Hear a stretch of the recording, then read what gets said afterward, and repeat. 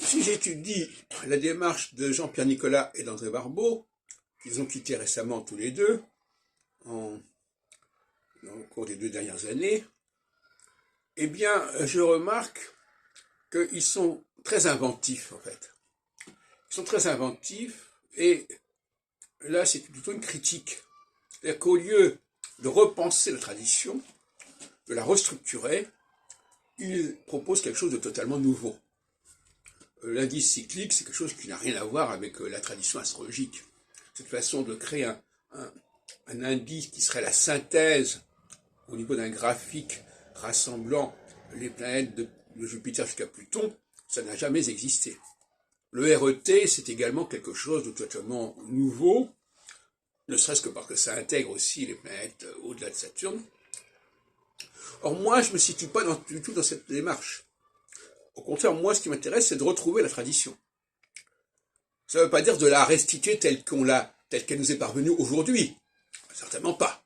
Mais de la restituer dans sa pureté originelle, dans sa cohérence originelle. C'est cela qui me distingue de Nicolas et de Barbeau. Alors, ces deux démarches sont complémentaires, ce sont deux démarches en alternative, si on peut dire. L'une qui consiste à proposer d'ajouter quelque chose, plutôt que de retirer. Et ma démarche à moi, c'est plutôt d'évacuer, d'élaguer. Alors, j'ai récemment écrit les choses contre les aspects, par exemple, qui, à mon avis, sont venus polluer l'astrologie, de toutes sortes de façons. J'ai évidemment protesté contre les nouvelles planètes. Et donc, en tant qu'historien des textes, j'ai proposé de repenser un certain nombre de scénarios qui ont pu être à l'origine de l'astrologie, notamment, comme j'ai fait hier soir, en disant que l'astrologie était une création et non pas une évolution. Ça aussi, c'est un vaste débat. Pour beaucoup d'astrologues, l'astrologie, c'est né de l'environnement cosmique qui était autour de nous. Pour moi, c'est pas du tout ça. L'astrologie est une création, un dessin intelligent, comme on dit en anglais, intelligent design. D'ailleurs, ce sont des créateurs. On peut les appeler ça des dieux ou pas des dieux, peu importe. Je suis un créationniste, si on peut dire, et non pas un évolutionniste. Et donc, il s'agit pour moi de retrouver le plan d'origine, le plan de l'architecte, le plan divin, si on peut dire,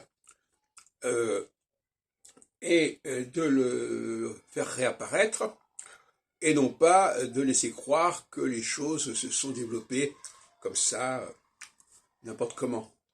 Et c'est une stratégie tout à fait importante, parce que dans le cas de la stratégie naturaliste, si on peut dire, eh bien, on dépend de la science.